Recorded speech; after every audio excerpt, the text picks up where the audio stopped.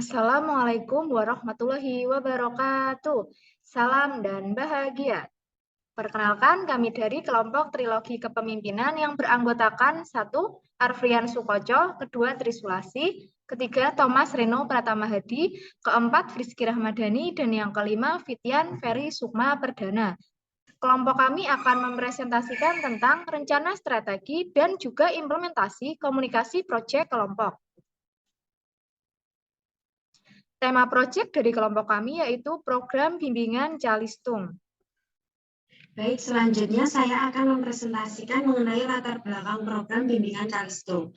Kemampuan membaca, menulis, dan berhitung atau Calistung pada usia dini akan mempengaruhi mutu pendidikan pada tingkat pendidikan dasar. Kemampuan membaca, menulis, dan berhitung merupakan dasar untuk menumbuhkan kemampuan berpikir logis, sistematis, dan keterampilan merefleksikan pikiran dan ide siswa yang akan memberikan kemampuan siswa dalam menguasai bidang studi lainnya. Pada realita di lapangan, peserta didik kelas 1 dan 2 SDN Reja Winangun 1 masih butuh bimbingan dalam belajar Calistung. Dalam mewujudkan hal ini, tentunya dibutuhkan suatu metode yang menyenangkan dalam belajar Calistung yang membuat anak menjadi nyaman, tenang, dan menyehatkan. Menyenangkan dalam hal ini berarti anak berada dalam keadaan yang rileks. Tidak ada sama sekali ketegangan yang mengancam dirinya, baik secara fisik maupun non-fisik. Keadaan tersebut akan memberikan kenyamanan tersendiri bagi siswa dalam belajar dan akan melapangkan jalan bagi siswa dalam mendayagunakan seluruh potensi yang dimilikinya. Maka dari itu, kelompok Trilogi Kepemimpinan membuat perencanaan program bimbingan Calistung untuk peserta didik kelas 1 dan 2 SD Reja Winangun 1.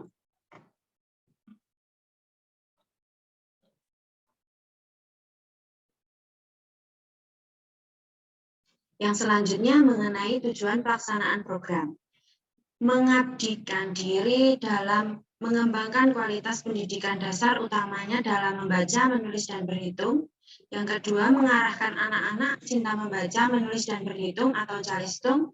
Yang ketiga, memberikan bekal pengetahuan dasar bagi peserta didik di usia dini. Dan yang keempat, membangun kekeluargaan yang baik dengan penduduk sekitar desa Reja Winangun. Yang selanjutnya akan dilanjutkan oleh rekan saya. Baik, pada kali ini saya akan mempresentasikan terkait pemberdayaan mahasiswa sebagai sarana untuk meningkatkan kemampuan Calistung pada anak kelas 1 dan kelas 2. Khususnya pada strength, mahasiswa S1 PGSD mengupayakan agar mendapatkan pengetahuan mengenai aspek membaca dan berhitung dasar penjumlahan dan pengurangan. Kemudian peserta didik belum mengenal Calistung karena efek masa pandemi sehingga peserta didik tidak berada di lingkungan sekolah. Sehingga kebanyakan dari orang tua membebaskan anak-anaknya untuk bermain tanpa mempedulikan aspek kognitif peserta didik. Kemudian pada aspek weakness terjadi pada penjadwalan yang sulit antara mahasiswa dengan peserta didik. Lalu yang kedua, sulitnya mencari tempat yang kondusif untuk dilangsungkannya kegiatan pembelajaran Calistung. Kemudian, opportunity terkait mahasiswa melaksanakan aksi nyata sehingga meningkatkan pengalaman belajar mengajar. Lalu peserta didik meningkatkan kemampuan dalam Calistung. Kemudian traits pembelajaran harus diakomodasi secara inovatif agar peserta didik tidak merasa kebosanan ketika implementasi kegiatan. Dan aspek yang kedua, kurangnya biaya untuk menciptakan suasana pembelajaran yang menarik dan nyaman bagi peserta didik. Kemudian schedule kegiatan yang akan diimplementasikan mencakup program pembimbingan kemampuan membaca, menulis, dan menghitung atau Calistung yang menyasar pada peserta didik kelas 1 dan 2 di SD Negeri Reja Winangun 1. Pada program kali ini dilakukan secara 4 kali dalam rentang waktu kegiatan pada tanggal 18 Maret hingga 13 Mei. Kemudian pihak yang bertanggung jawab adalah tim Trilogi Kepemimpinan sebagai fasilitator yakni Destin Inka Afni sebagai instruktur. Kemudian tempat bimbingan berada di Balai Desa Negeri tempat bimbingan berada di Balai Desa Rejowinangun atau di salah satu rumah warga yang berada di area sekitar SD Negeri Rejowinangun 1. Kemudian keempat bimbingan dilakukan oleh instruktur atau mentor yang sama. Lalu jadwal bimbingan menyesuaikan dengan jadwal perkuliahan instruktur atau mentor serta jadwal kegiatan peserta didik di sekolah. Sekian presentasi dari saya. Terima kasih. Baik, di sini saya akan menjelaskan terkait rencana komunikasi untuk tim PPL kami. Yang pertama, kepada siapa komunikasi akan disampaikan? Untuk komunikasi yang akan disampaikan dari peserta didik kelas 1 sampai kelas 2 di Rejowinangun. Untuk tujuan komunikasi kepada pihak tersebut dilaksanakan untuk mendapatkan kepercayaan dari warga RW karena telah berhasil menyelenggarakan atau melaksanakan suatu proyek yang bermanfaat bagi mereka dan anak-anaknya. Untuk media komunikasi yang digunakan, yang pertama pertemuan tatap muka secara langsung dengan ketua dan warga RW, yang kedua YouTube, dan yang ketiga sosial media warga dan mahasiswa, dan terakhir melalui laporan tertulis. Untuk konten atau isi komunikasi yang menurut Anda penting untuk dikomunikasikan pada masing-masing media, yang pertama yaitu meningkatkan kemampuan peserta didik dalam aspek membaca, menulis, dan menghitung atau calistung. Yang kedua, proses pelaksanaan proyek dan pemantauan program bimbingan kemampuan membaca, menulis, dan menghitung atau calistung peserta didik kelas 1 sampai kelas 2.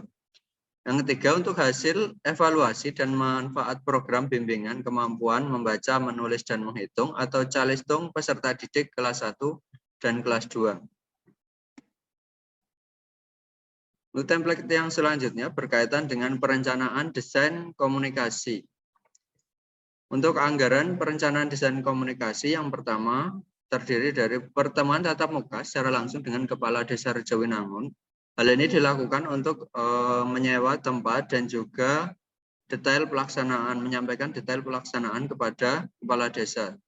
Untuk anggarannya sekitar Rp100.000.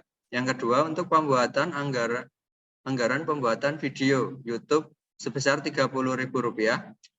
Yang ketiga, anggaran sosial media warga dan mahasiswa.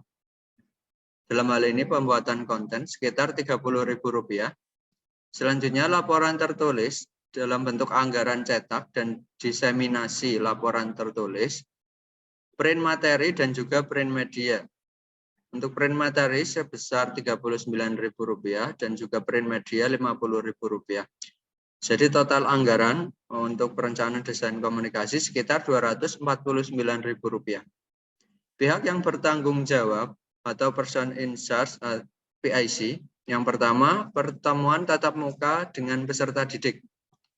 Dilaksanakan dengan Kepala Desa Rejowinangun, instruktur, dan juga tim trilogi kepemimpinan. Untuk pembuatan video YouTube dilaksanakan tim trilogi kepemimpinan. Sedangkan untuk media sosial warga dan juga mahasiswa dibuat dalam bentuk pembuatan konten dan dilaksanakan oleh tim trilogi kepemimpinan. Yang empat, laporan tertulis, mencetak dan diseminasi laporan tertulis dilaksanakan oleh tim trilogi kepemimpinan. Frekuensi yang direncanakan, yang pertama, pertemuan tatap muka dengan peserta didik dilaksanakan 4 kali dalam 2 bulan ke depan. Yang kedua, pembuatan video YouTube dibagikan tautannya sebulan sekali oleh mahasiswa setelah dibuat. Ketiga, untuk konten sosial media warga dan juga mahasiswa diunggah setiap terselesaikannya program bimbingan kemampuan membaca, menulis, dan menghitung atau calistung peserta didik kelas 1 dan kelas 2. Mungkin demikian yang dapat saya sampaikan. Untuk selanjutnya akan dilanjutkan oleh rekan saya. Terima kasih. Yang terakhir adalah job desk dari kelompok kami. Yang pertama adalah Arfrian Sukoco sebagai koordinator dan si acara.